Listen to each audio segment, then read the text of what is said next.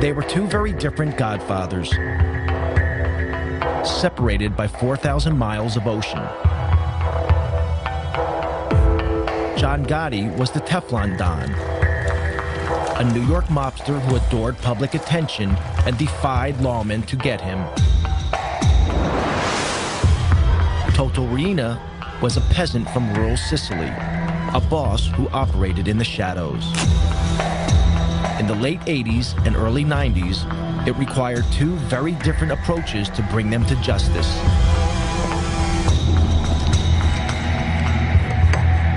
In the United States, crime fighters were tireless in their pursuit of Gotti.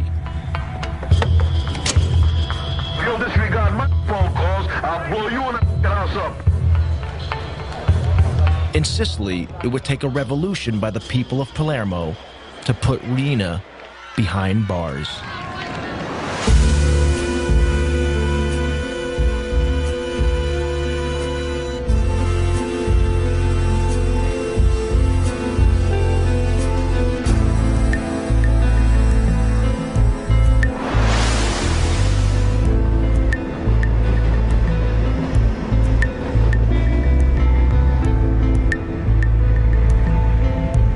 John Gotti was a violent and reckless hoodlum from his earliest days.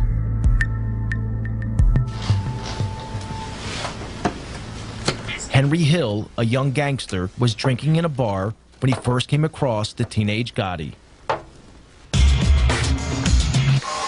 of a sudden, John comes in, that puts up work anyway, goes over to the card table and starts whacking a guy with a bat or something, maybe with a bat or a pipe or something. Just beating his guy to hit to death. He almost killed the guy. And he might have killed the guy, I don't know. The guy might have died, you know, they might have thrown him in the trunk that night, I don't know. Gotti had broken an unwritten rule of the mob.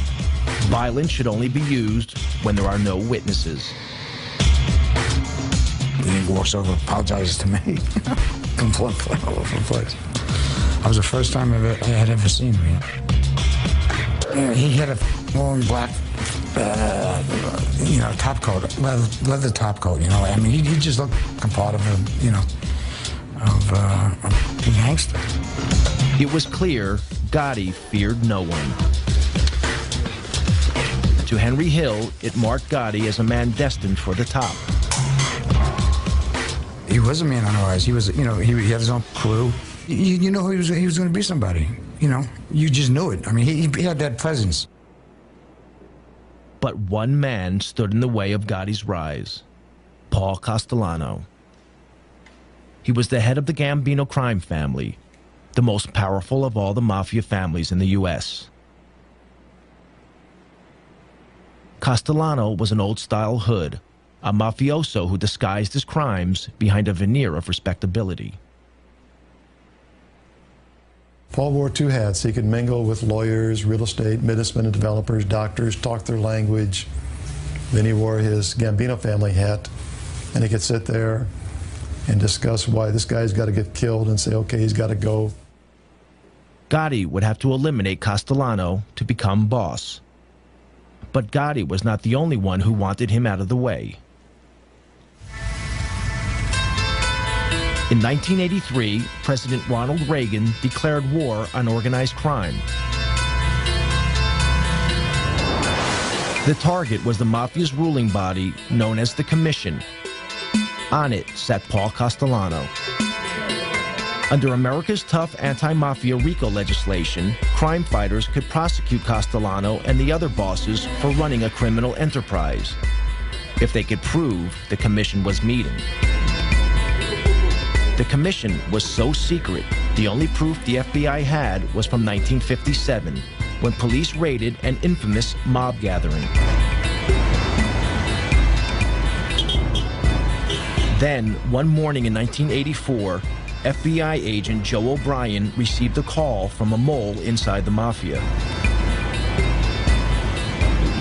He informed me that there was going to be what's known as a Mafia Commission meeting in a couple of hours. I didn't believe him, to be honest with you, because this was pretty much unheard of. These guys cannot afford to meet. That could be very incriminating to them. If the FBI could get a photograph of this meeting, it would help destroy the commission.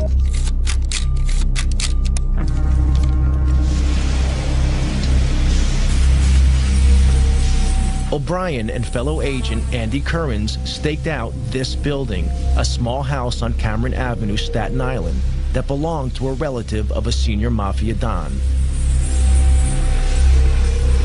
The agents hid in the back of an unmarked van a few hundred yards down the road. The van was right back here, right about where the white car is, right in front of the 54 there. That's about where we were parked.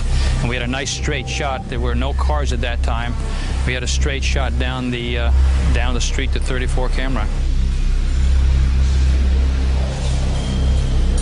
So we sat there for 3 hours till about 4:30. And then they started coming out crime family by crime family. The top men in the Gambino, the Lucchese, the Colombo, and the Genovese families all emerged.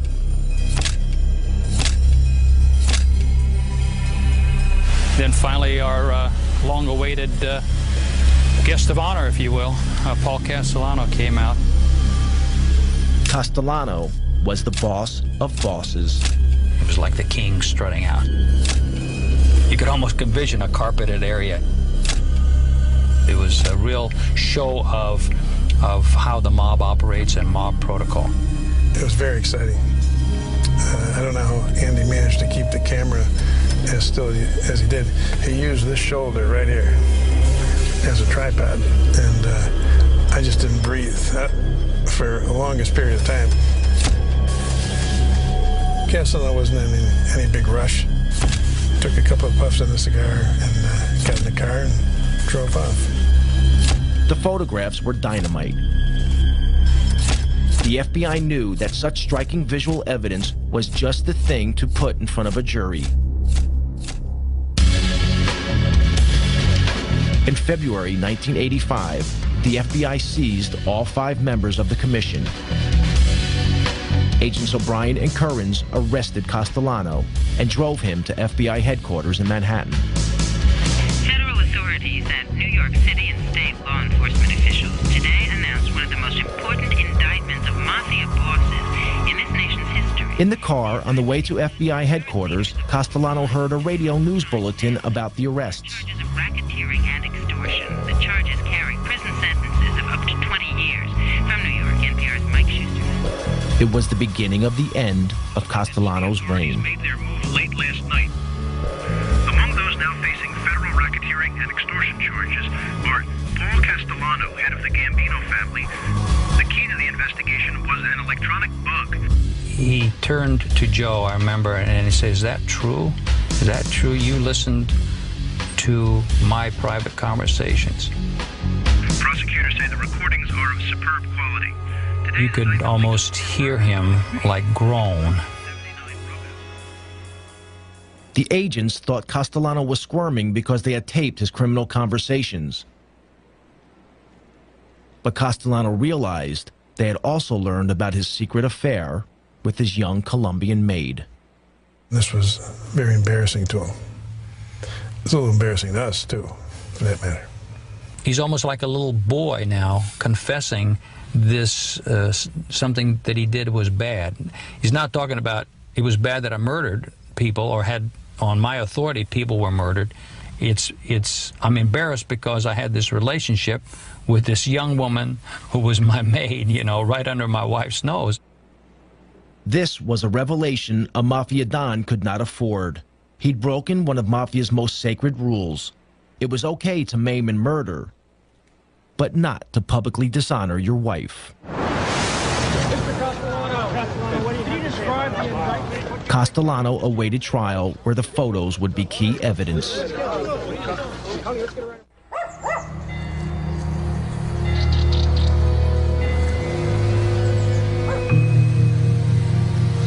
If the New York mob wanted to know what a Mafia war was like, they needed look no further than Sicily.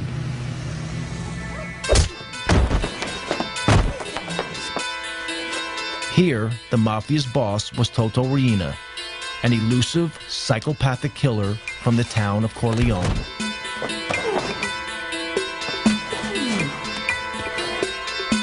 Corleone was a mafia stronghold set high in the mountains of central Sicily. It was the place that gave its name to Marlon Brando's character in the film The Godfather. Riina's cruelty earned him the name The Beast. Corleone had an unenviable reputation as a place where only the toughest mafiosi were born and bred, as one local anti-mafia fighter remembers. I once met a Corleone Mafia person, and he looked me straight in the eye and said, "Listen, to be a real man, you need to have spent a few years in jail." This is the philosophy of the Corleone Mafia. For them, going to jail is like a baptism. A mafia member who hasn't been to jail isn't a real mafioso.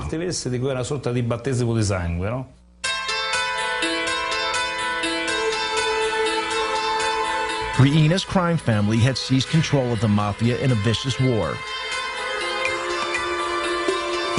In Palermo, in the early 80s, the streets were soaked with the blood of Riina's victims. During one 6-month period, a body was found in the city every 3 days.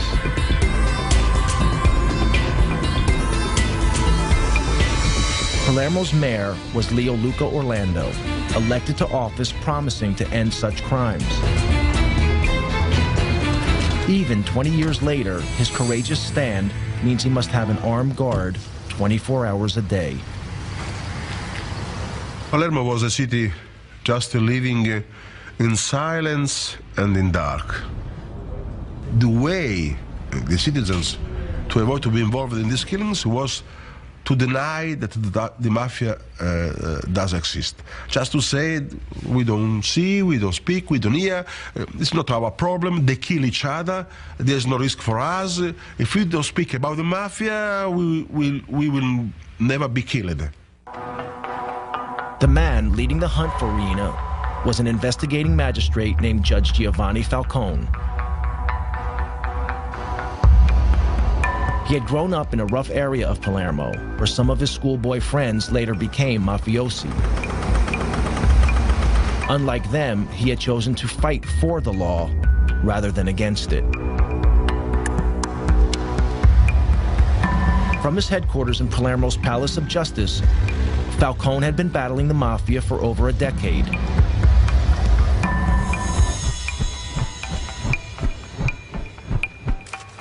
In 1987, he enjoyed his greatest victory.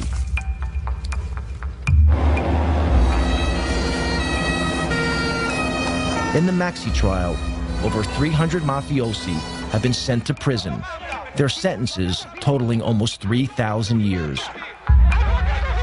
It was the most stunning blow the Sicilian mafia had ever received.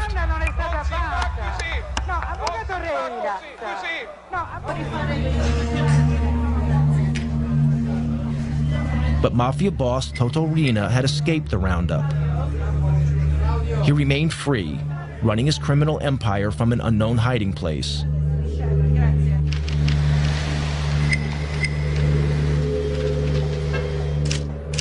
Falcone faced another danger, this one closer to home. He had few friends at the Palace of Justice. The people of Palermo stood on the sidelines, waiting to see who would come out on top, Falcone or the Mafia. Falcone rented a vacation apartment on the beach, half an hour's drive from Palermo.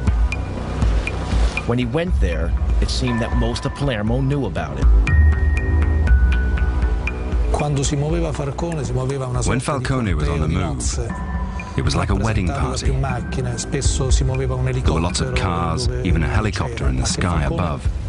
So everyone knew that Falcone was at the beach house.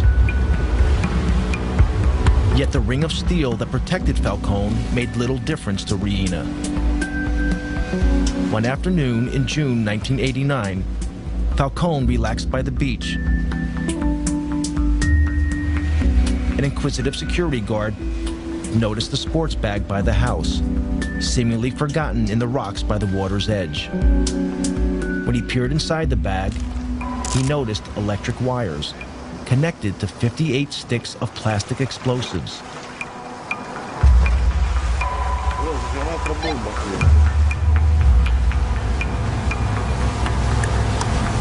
The bag was wired to explode if it was picked up.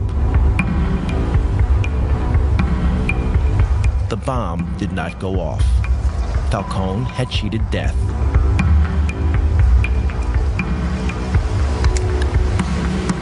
Soon after the assassination attempt, Falcone spoke to one of his closest friends in the fight against the Mafia. He made a chilling prediction. Come lui diceva poi, when we were talking afterwards, he told me, my life's mapped out. It's my destiny to be killed by the Mafia someday. Non posso che morire così. Non posso che essere ucciso. The only thing I don't know is when. Che non so. With Reen at large, Falcone was running out of time. Back in New York, the clock was also ticking for the American Godfather, Paul Castellano.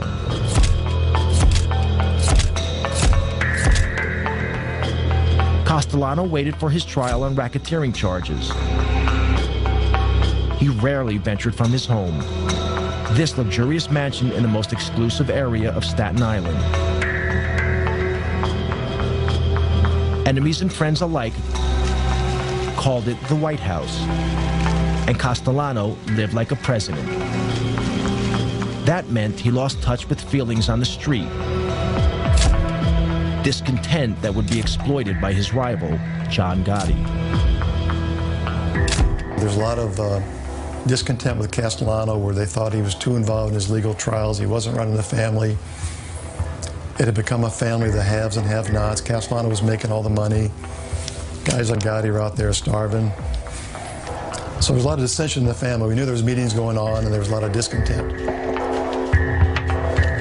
In fact, Gotti posed as a have-not to win support for his bid to become boss. In reality, Gotti was making a fortune dealing heroin, making him a hero to his supporters.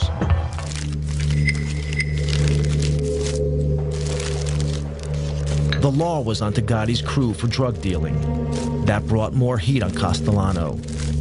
So he planned to break up Gotti's crew. Gotti knew he had to act. The stage was set for a showdown.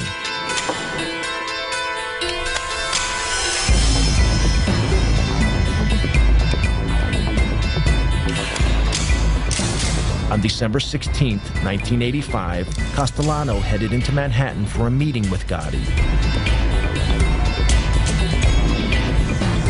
They were to meet here at Castellano's favorite steakhouse, Sparks, in Midtown Manhattan.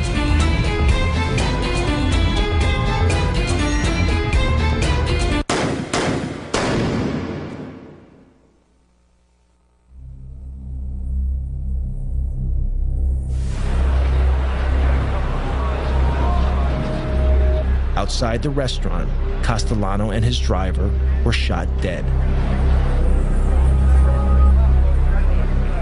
Such a daring public murder shocked New Yorkers. It made the new Gambino boss a celebrity overnight.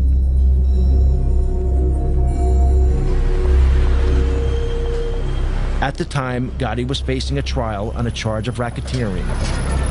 Until the murder, few outside the world of law enforcement had even heard of Gotti.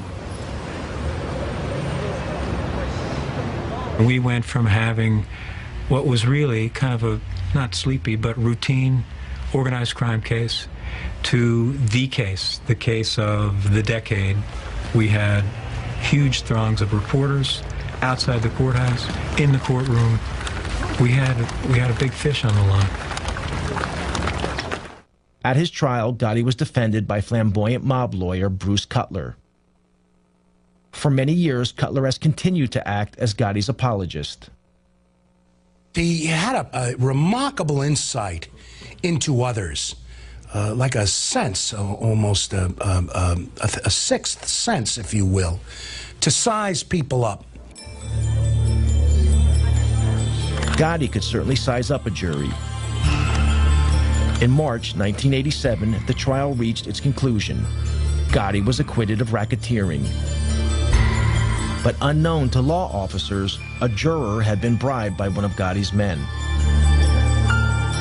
Gotti was tried in 2 other cases, both for assault, both defended by Bruce Cutler. How say you with respect to defendant John Gotti, guilty or not guilty? We find him not guilty. Each time, the Gambino boss got off. Bribery and intimidation of witnesses saw to that. The nickname, the Teflon Don, was born. Gotti was different from almost any other Godfather. He made little secret he was a Mafia Don and enjoyed that everyone knew he'd risen from Brooklyn poverty to become the boss of bosses. He was born dirt poor, was on the street since he's 12, was on the cover of Time magazine in his 40s, and he took on the system. In the opinion of his former attorney, Gotti was a modern-day Robin Hood, standing up to those in power. Jewish people, Irish people, working people, union people, construction workers, policemen. My father was a detective. Some of our strongest supporters that used to cheer for us were local police, not because they're allowed to, but it was the alphabetized government thugs we fought.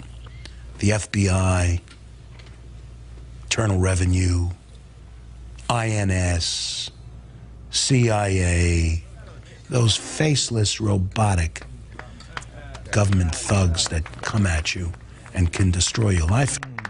The murderous reality of Gotti's brutal reign was very different. Gotti's love of public adoration would be exploited by the FBI and prove to be the Teflon Don's undoing. American mob boss John Gotti loved the limelight, but the head of the Sicilian Mafia, Toto Riina, stayed out of sight.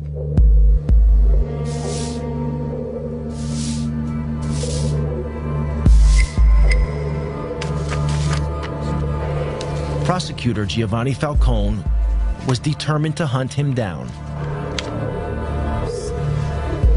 Falcone needed a way of connecting Mafia boss Riina to the crimes carried out in his name by his army of killers.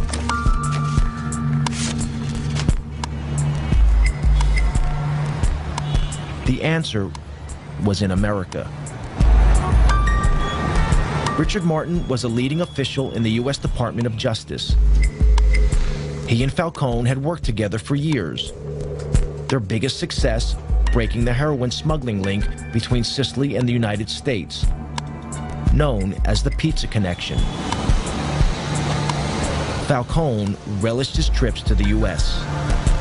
The life that he led in Sicily was almost the life of a prisoner. He went from a bulletproof car to a protected office. Instead, when he came to New York, he could go shopping, he could go to restaurants, he could come to our offices, we could go to our homes and meet our families together. And so for him, New York was like freedom. Falcone's visits to New York were for more than pleasure. He had been impressed by America's tough anti-mafia laws. Laws that allowed the U.S. government to target Mafia boss Paul Castellano and to bust the commission. I think it also liberated his thinking and allowed him to sort of see beyond his own sort of realm coming here. So I think he not only enjoyed it, but I think it was very good for his vision of the way that he was going to attack the Mafia and the way in which he would work with Italian law enforcement. In 1991, a new justice minister took office in Rome, determined to finally crush the Mafia. He offered Falcone a job at the ministry as overlord of the anti-mafia campaign throughout Italy.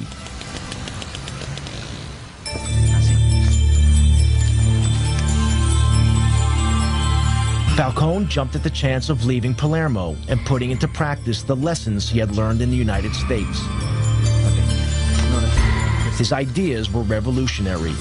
An Italian equivalent of the FBI was to be formed. Across Italy, the fight against organized crime would be centralized under Falcone's control.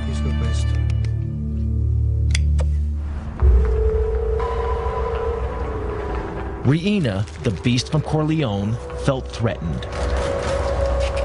A few years before, he had failed to kill Falcone at his beach house. Now, Reina would try again.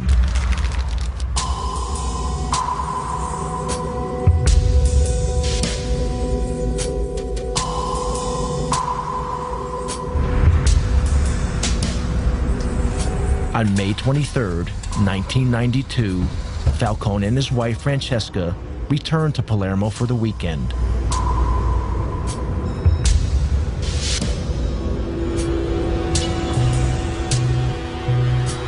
A few miles from the airport, several of Reina's men had placed a half-ton bomb in a drain pipe under the highway that ran from the airport to the city.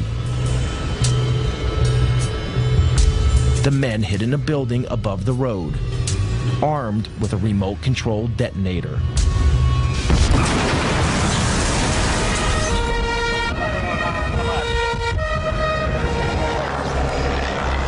A massive explosion ripped open the highway.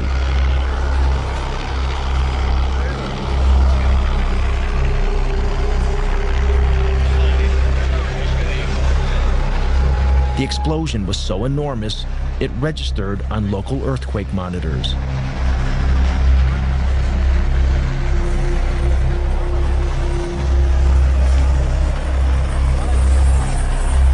Giovanni's sister, Maria Falcone, was at home when she heard the news of the explosion.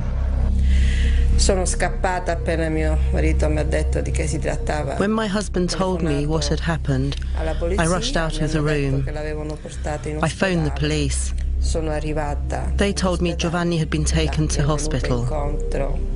When I got there, Francesca's brother told me Giovanni's dead.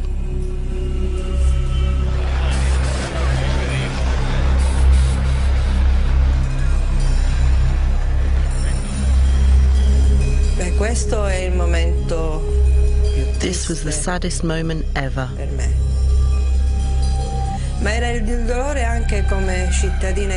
Not only for me as a sister, but also as an Italian citizen.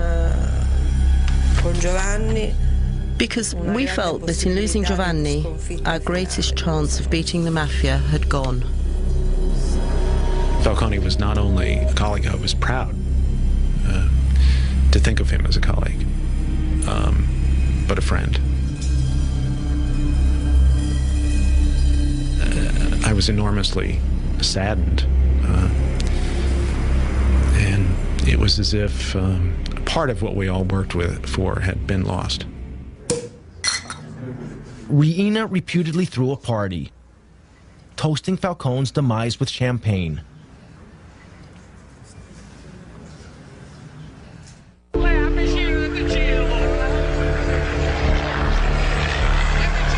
Along with Falcone, his wife Francesca and 3 bodyguards were also killed.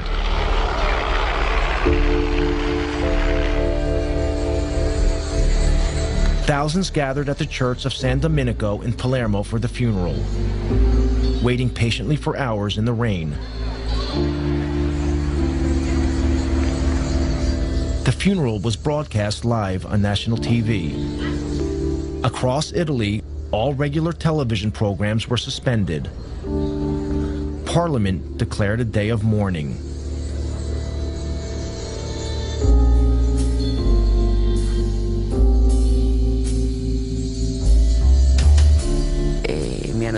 When they asked me what I did when I heard the news, I said I cried. Someone said, "You're Judge Ferraro. What do you mean you cried?" I replied, "Yes, I cried, and I'm not in the slightest bit ashamed of it." Italy was shocked and angered. It it didn't deter Toto Riina. Anyone who stood in his way would meet a similar fate.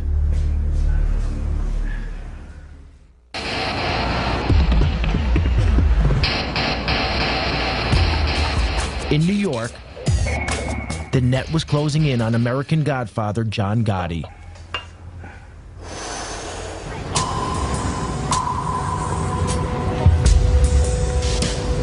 This clothing store in Manhattan's Little Italy was once the Ravenite Social Club, the nerve center of the Gambino crime family operation.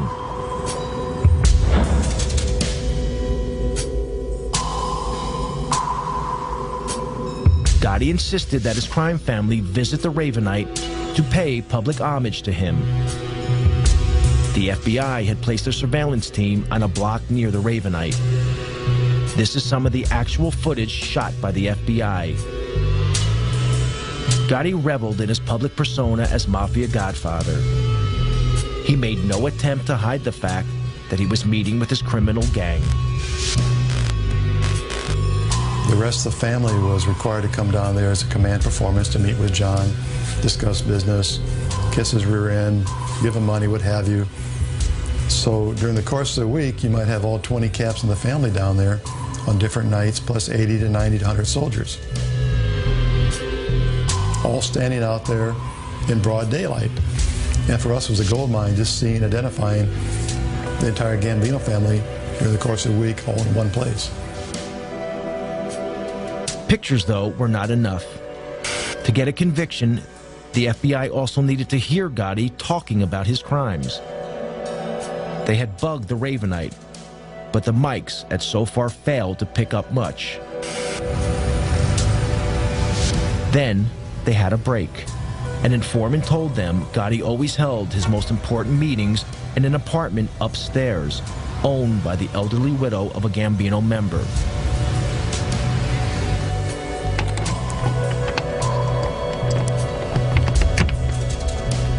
When the old lady went on vacation, FBI agents broke in and placed a bug in the apartment. But a few days later, we heard the back door of the social club open up, and we heard him walking up the stairs, and sure enough, we hear the door, apartment number 10, open. And they all sit down, and they start talking. And after a few minutes, it became obvious that they weren't concerned about microphones because they had a radio on, but they turned it down because it was too noisy. They all talked loud because we found out later John Gotti's deaf in one ear. So the tapes are all loud and clear and tremendous quality. You tell this punk, I meet John Gotti, and I will sever your mother head off, you fucker. The secret recordings revealed the true face of a Mafia Godfather, very different from the one Gotti showed his adoring public. John, listen, I called your house 5 times yesterday. Now, if you'll disregard my phone calls, I'll blow you and the house up. When John's upset, he starts talking loud and clear, and he forgets about things he should not talk about, like past murders. Gotti was arrested. In January 1992, he was sent to trial, facing charges of multiple murder and racketeering. It would be his 4th trial in 6 years. Yet again, New York was riveted by John Gotti. Celebrities flocked to the trial. The gallery, it was almost a circus-like atmosphere. Mickey Rourke came in one day. Anthony Quinn came in to watch the trial.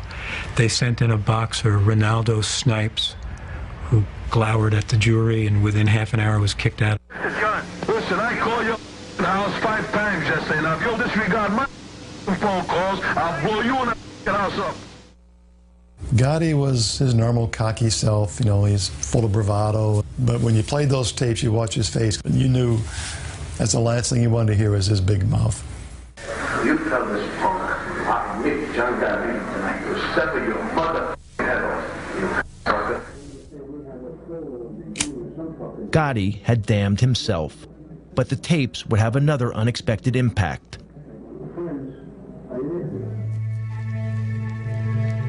Also arrested with Gotti was his loyal right-hand man, Sammy the Bull Gravano.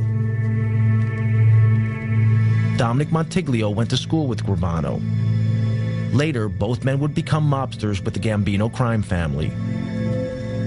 Sammy was always a tough kid. He and I went to school together from when we were like in kindergarten. I mean, he killed his brother-in-law. You know, Louis, which was like his childhood friend. I mean, you know, Louis Melito. They grew up together and hung out together. They stole together. They did all of that. He killed Louis. You couldn't trust Sammy. Gravano had become disillusioned with Gotti. To Gravano, a real Godfather shouldn't be courting publicity. He should be operating in the shadows, like Paul Castellano had done. But Gotti had no respect for anyone, including his underboss, something that the FBI exploited. At a pretrial hearing, Agent Bruce Mao played Gotti and Gravano a tape. On it, Gotti was extremely critical of his underboss. I met you too. Finally, and Sandy, you might not put a people involved with that. So when we were in time, he's going to jail. And so you got Gravano and Gotti sitting side by side at the defense table, and we start playing that tape. And Sammy turns red. He's starting to explode. He's just ready to burst. John Gotti, for the first time, is embarrassed. He's turning white. He just wants to duck under the table. He's so embarrassed because he knows he got caught in bad mouth his consigliere, his underboss, his right-hand man. Gravano would be the final nail in Gotti's coffin. Bruce calls me one day at my desk. He says to me, "You sitting down?" I said, "Yes, I'm sitting down." He said, "Sammy wants to cooperate." Sammy was brought in the room. He walked over, shook my hand, and said, "I want to go from our government to your government." Never before had so senior a figure betrayed the American mob. Gravano's testimony landed the killer blow in court. He revealed how he and Gotti had planned the murder of their one-time boss, Paul Castellano, then watched from a car as Castellano was gunned down.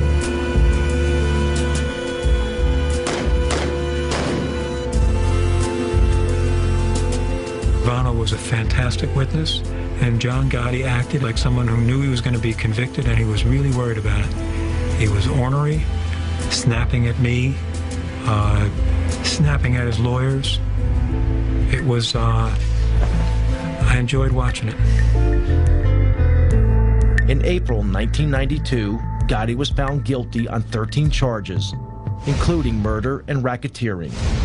The judge sent the Godfather to one of the toughest jails in the U.S., Marion Federal Penitentiary in Marion, Illinois.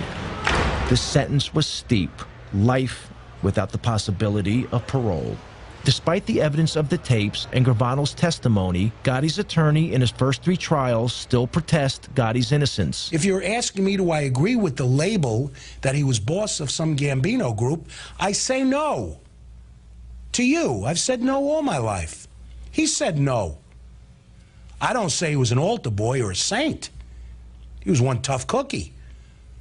But he said he was not part of any mob.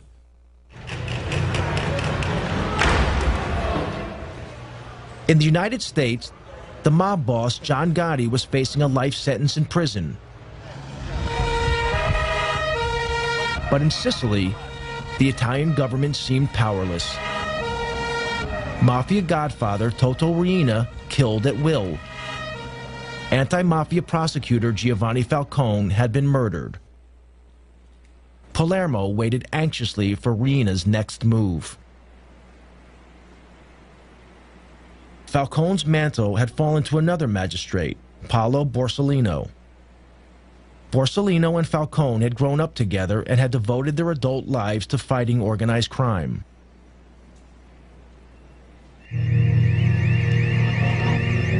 On Sunday afternoon, July 19, 1992, 2 months after the murder of Falcone, Borsellino visited his elderly mother in this apartment block, as he did every weekend.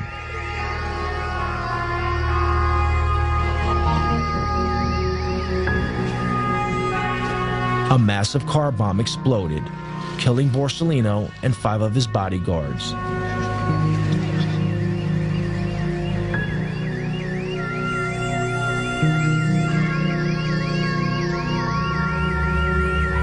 This outrage was the final straw. It caused a revolution against the Mafia, led by the people of Palermo. After the killing of Paolo Borsellino, the reaction of people, of population in Palermo was enormous. The women, the children, the people reacted just crying, basta, no more, enough is enough. Enough was enough. Thousands poured onto the streets of Palermo in a wave of anger unprecedented in Sicilian history. Everyone sensed the Mafia's next target was Mayor Leoluco Orlando, elected to office pledging to rid Palermo of the Mafia. When he appeared in public, women and children threw a protective cordon around him, daring the Mafia to kill them to get to the mayor. They sent a clear message. The message was that I was not alone. The message was that the Mafia can kill a man. The Mafia can kill 10 men, but the Mafia cannot kill thousands and thousands of women and children. It was the beginning of the end. People power had beaten down the Mafia. The government flooded Sicily with thousands of troops, determined to crack down hard on the Mafia.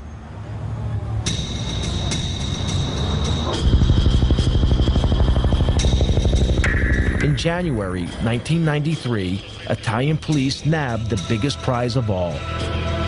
Following a tip-off, Toto Riina was finally arrested.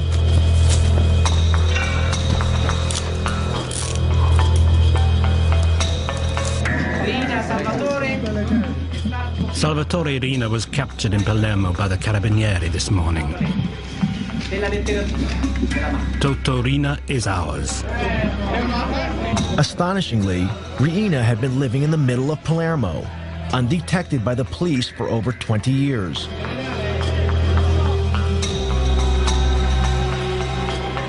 When Riina was paraded in public, Italians were shocked. This inoffensive-looking, peasant-like character was responsible for the brutal slayings of Falcone and Borsellino, along with hundreds of others.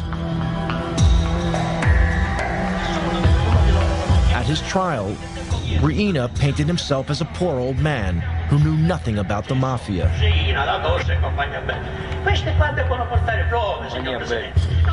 This flimsy defense was rejected.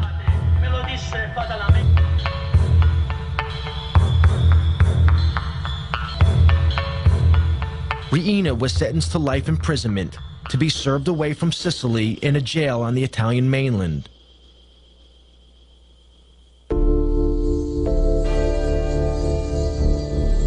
On both sides of the Atlantic, the day of the Godfather seemed over. John Gotti died of cancer in prison in 2002, 10 years into his life sentence. With Gotti's death, an era ended. By publicly flaunting the fact that he was boss of bosses, he ensured that law enforcement agencies would leave no stone unturned to finally smash the mob. The future is pretty grim for the mob if the FBI and other federal agencies keeps the pressure on to go after these guys. The biggest mistake we can make is declare that the war and the mob is over with, we've won, and go off to do other things. These people are very resilient. 5 years they could regroup, reorganize. They'll never be as effective as what they were 30 years ago, but they'll still be a viable criminal force. In the U.S., the mob is moving with the times. They're involved in internet fraud, sex phone lines, and stock exchange scams. But they are no longer the power they once were.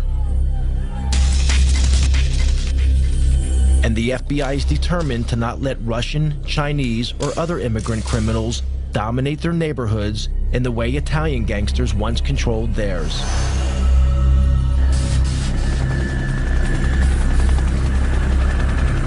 In Sicily, they are also keeping the pressure on. Yet in these hills, even with Riina in prison, the Mafia is still here. Invisible, but deadly. Today, there are new leaders. They are also from the Mafia stronghold of Corleone. They have turned their backs on the self-defeating tactics of Toto Riina. No longer do they assassinate public officials. Like the leaders of old, they prefer to pull the strings from the shadows. Forse vivemmo tutti quanti una vera grande illusione. I think we were all a bit deluded. Maybe we were just kidding ourselves that we could destroy the Mafia with just 4 moves on a chessboard. In the US, the mob is finally in retreat. But in Sicily, it is rising from the ashes, adapting itself to the times, changing tactics to ensure that its power remains as unshakable today as it ever was.